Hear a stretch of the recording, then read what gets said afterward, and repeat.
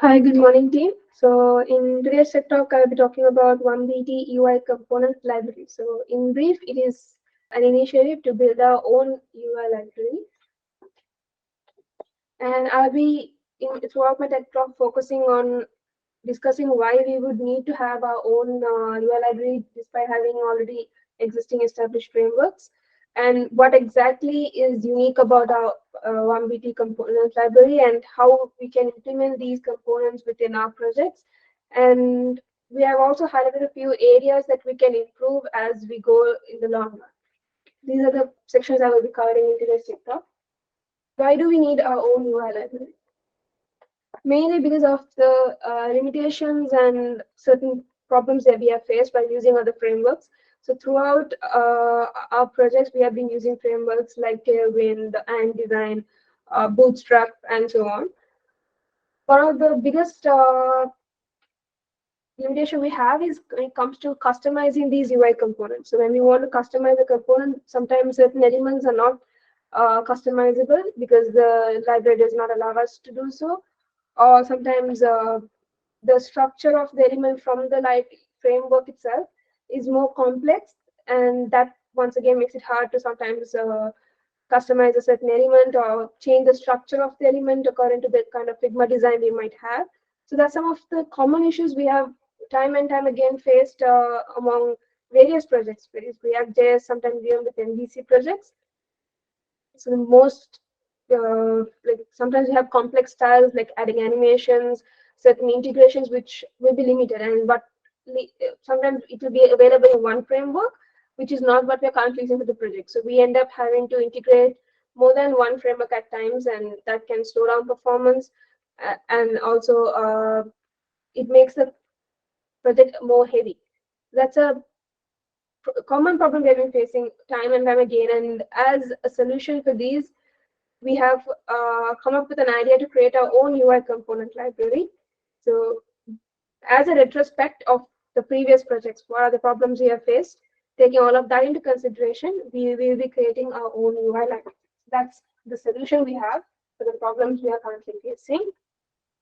And what is the 1BT UI library about? It's not just, okay, we are creating our own components from scratch, but we will be making it more custom based, and it allows us to make it more complex with styles or sometimes with integration because we're building it from our own.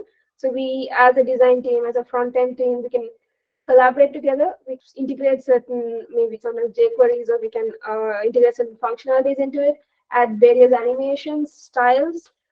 So that's where 1BT component library comes into place. Though we had to create the library from scratch, in the long run, this would be a more efficient way of using components, a more efficient way of developing our own UIs, because that gives the designer the freedom as well to create various different layouts, different components, and having our own library gives us the freedom to customize our components where we can create the exact component that the designer is looking for. Sometimes the designer would want an animation, a certain transition, or they would want a certain structure. So what we face with the MVC project as well is we cannot change the structure. We have to bring the pagination down. So those kind of styling changes can be easily done if we have our own UI library. So it's a collection of pre-built components which we will be building from scratch. Later on, it can be developed as a rendered component with front end, but a rendered component where you can customize each element individually.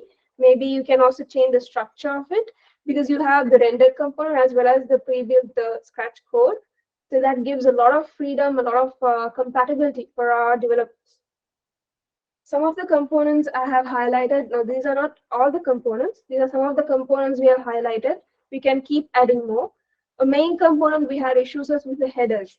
Sometimes headers are not always customizable. We cannot add our own animations. Sometimes positioning the header is a bit more complex. And as design terms and technologies keep changing, the design of the top header also is changing as well. So having our own component, we can create different structures, different styles, add animations, make it responsive as well. Because an issue we faced with even and design it's not very mobile responsive when it comes to that header. So we have a more responsive navbar where we can sometimes when it's responsive, we want to change the icon look. So all that can be done when we have our own header component. Same goes to the sidebar component as well. So when we have the sidebar, sometimes we would want to have a tree structure within the sidebar itself, or we would want the sidebar to have various animations. Sometimes on-hover effect will be different. We would want a different element to be added within the sidebar, more functionality to be integrated.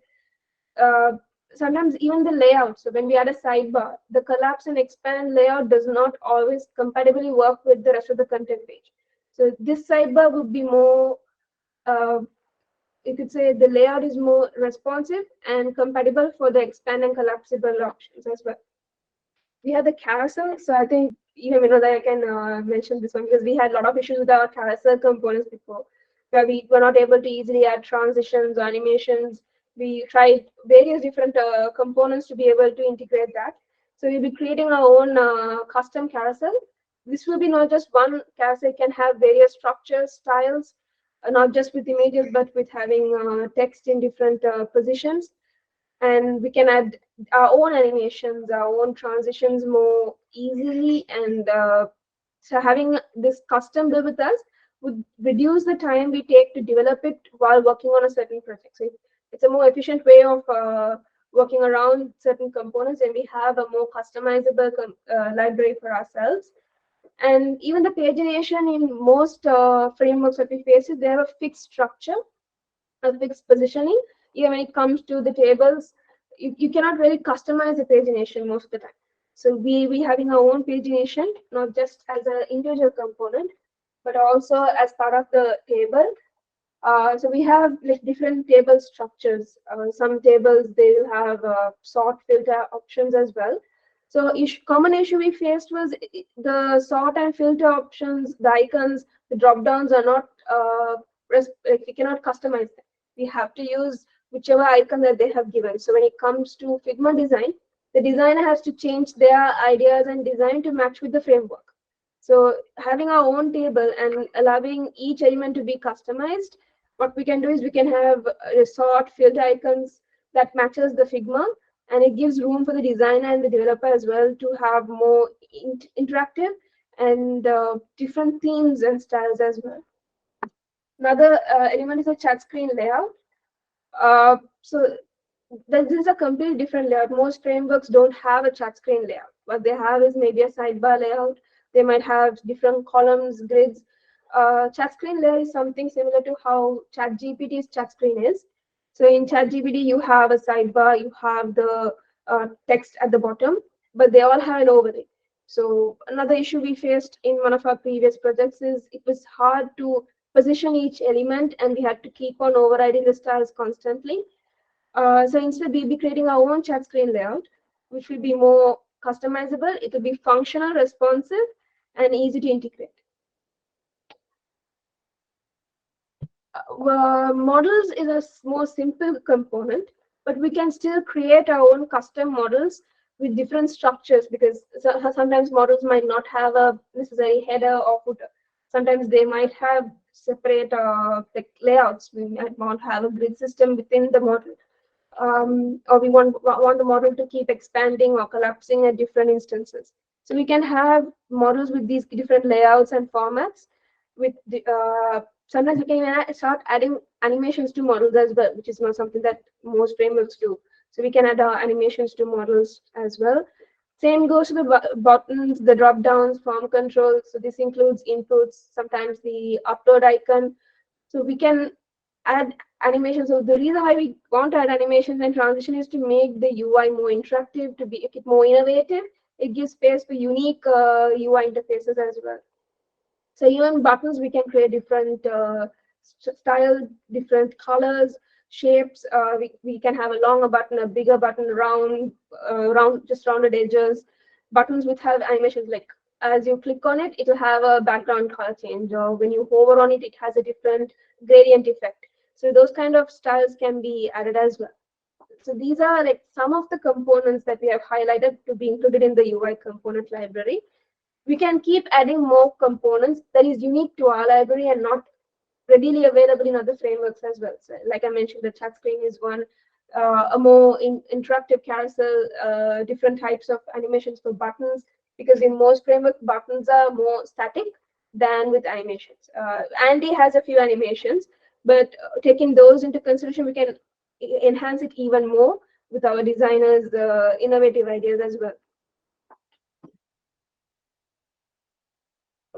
A small note that I want to point out is, along with just not only about the UI or the styling, we can also add a few front-end functionalities as well, like on a button click to have the loader automatically run in the background, or when it comes to a skeleton loader on a button click, the kind of response you want to give. So those kind of minor front-end functionalities can also be integrated. And to integrate this further, we can definitely sync up with our talented front-end team. And this makes, we can also make it more rendered. So instead of only scratch code, we can have it as a rendered component. When you use certain frameworks, you can see we have to just call the header component from the framework, and we can automatically use it. So that reduces the number of lines of code we have. So we can have that option as well as the scratch code, which gives space for customizing each element, at the same time reducing the number of lines as well. So we can integrate this with the help of the front end team. There's another unique feature in our library is, not only are we focusing on the components, we're also focusing on writing a few guidelines, a few best practices that we want the teams to follow through with. Not only for like UI, even front-end teams can add to this and add their own like their best practices that they want to follow. So I'm not sure if previously I did a tech talk on atomic design, ITCSS file structure, and the BE methodologies. So to be able to integrate that in various projects, this is another initiative within our 1BT component library. We have the starter project template, which is a guide, a step-by-step guide for our developers on what is the file structure they need to follow and what are the basic main files that we need to include in our project. So that way we can easily integrate the atomic design and the file structure. So even if there's a new developer who joins our team, they are aware this is what we are following through with. That keeps the consistency within the project as well. This so along with the template, we include a few files, which is the variables, the common styles, and mixins. So the reason why we have this common style is something similar to Tailwind, but a bit more enhanced, because we have found a few common types of styles we use. Sometimes you might have all the flexes in a centered alignment. We might have all fonts at 14 pixels regular, or 14 pixels medium, semi-bold. So we can have those styles already written through. So that is another efficient way of creating a UI component. So we know, okay, we just have to call that class, and it's going to render 2-3 lines of styles, which we, instead of doing it manually, we get to add just call the class name, and it's integrated within our projects. So we also have some of the mixins, which is helpful to make the website more mobile responsive. We can use this also for mobile application devices like React Native, where we have mixins for smaller mobile phones to larger screens. So we have all the standard mixin ranges that we'll be using. So these also will be kind of a guide and best practices that we can follow within our projects. And I think I have given a proper introduction on the library, but I would like to give a better understanding by going through how are we going to implement this in our projects. So the first process is, as I mentioned, we can start off by creating the project template with the best practices I discussed last time with atomic design. And from there on, what we can do is we can, for each component, like if you want to use a button with a certain animation, we can use the code from our library. Currently, it will be more like a copy paste, because we're not importing the library, it will be a copy paste. But later on, we can enhance our library to be able to import the components directly from ongoing component library. So you can just take the code from there, and from there on, you have to just, maybe add a class, add a few custom styles, and you're good to go. So we have just simplified a long manual process into a more integrated step-by-step methodology by also keeping into mind that we need to allow complex styles, various integrations, and also communicate with the designer more clearly, and that will also bring the front-end developers to the forefront as well. So just a small step-by-step process. So step one is to create the project with a React.js project with the atomic design. So these are the main folders that you would have: the assets, the components, containers, constant routes, the config files, handlers, the Redux, services, and utils. So any project you take in React, these would be the main folders you would have, and these are some of the best practices we follow so that we can create more consistent, at the same time not a heavy project. And moving on to the UI part of that, within the assets folder and the styles, so I have given an example with SAS. You can integrate this for CSS as well. So when it comes to assets, you have the images, which you can sort out the images more clearly. So common images that is used for the site, images used only on a certain page or for a certain component. We have the index, and this is where we have the more common styles. We have the button.css, the comment.css, and mixins. So mixins variables and the comment can be taken from our library. So these styles all come from our library. And buttons is more if in case there's an additional style that the Figma has apart from what we have in the library. You have to just create a small simple class with the additional style only, and just call that class when you're creating your buttons. So these are the CSS files. And just an example, if I'm going to create an atomic and a molecular component for a top navigation bar or a header, I would get this code from our library. So you can see I have header and a div inside. This is currently a simple structure, but just for a demo and a bit understanding. And another thing I would like you to notice is the class that I have written. You have 1BT-topNav. You have two underscores and profile. So if you would have followed through with my previous tech talk, we have you can identify that we have used BEA methodologies within our class naming convention as well. So this naming convention can be used throughout the projects, and all developers, they need to keep in mind when they are naming classes to follow these naming conventions. And when you're adding an image, the file locations, all of that, if you follow the best practices, we can enhance our code quality actually. So you can see we have 1BD topNav, which is our main block, which is going to be the header. Then we have the profile, which is actually a modifier I have added because this header would have a profile image at the end. When you come in, you have the container. Another class you can see, which is unique for our 1BD libraries, 1BD Flex Center. So a very common thing we do, we have display flex, and then we have a line item center, we have justify content center. So instead of writing these three codes separately, you can just call one class which will add all of those codes to your component. So that's just an example of how our class conventions work and how we will be building our components to be more customizable, and also at the same time reducing the number of codes. That's another best practice that we follow in the industry. That's an example. So we can just copy this entire header component, this code, and paste it wherever your header component should be based off of the atomic and molecular components best practice. And from there on, you're good to go, and you can customizably, because you can see each div tag, you can see each element that is there within the component that's pre-built. So it's pre-built, you can see where each element is, and that makes it easier for us to customize. Because when you are using frameworks like Andy or Bootstrap, we have to inspect and check what is the structure they are using, so we can start. So here we are transparent with the structure because it's our UI team, it's our own library, and that is where one aspect of making it easily customizable to our team. As I mentioned, this is an initiative, and from here on, we have a long path which we can build and enhance our library, make it something unique, something more advanced. So a few points that I have currently identified. There can be even more further enhancements we can do to our library. But one of them is to include the minor functionalities I had discussed, where we not just normal animations with maybe a fade, ease in, not only those animations, we can add even further. Maybe you can have a certain swirl element to it. So those kind of animations can also be done when we include certain minor functionalities. And another major point I have been discussing during the tech talk was reduce the number of code. So currently it was a scratch element.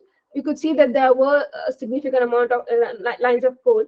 So if with the help of front end, we can make it a rendered component where we can import it into our project like how we do with the current frameworks and reduce it. But at the same time, we can pass down parameters where you can customize each element. The title is customizable, the background color is customizable. So you can make it customizable in that way. We can reduce the number of code that, so you still have both options. You can have the rendered component or the scratch, but we can reduce the number of code by enhancing it further and increase the compatibility by allowing the developers to customize. As I mentioned, is where you pass each parameters to customize each element. So that's a big issue or a limitation we have with our frameworks. We can't customize each element, only selected elements are customizable. Instead, they want us to use their own structure because those frameworks are built for their own needs, their own projects. Similarly, we are building 1BT UI library for our own projects and our own design team and the UI. These are just some points that we have highlighted. There'll be further points which we can identify and work on, definitely enhance it. So any framework, like I mentioned, other frameworks had their own consequences, and so do we. We have our own pros and cons.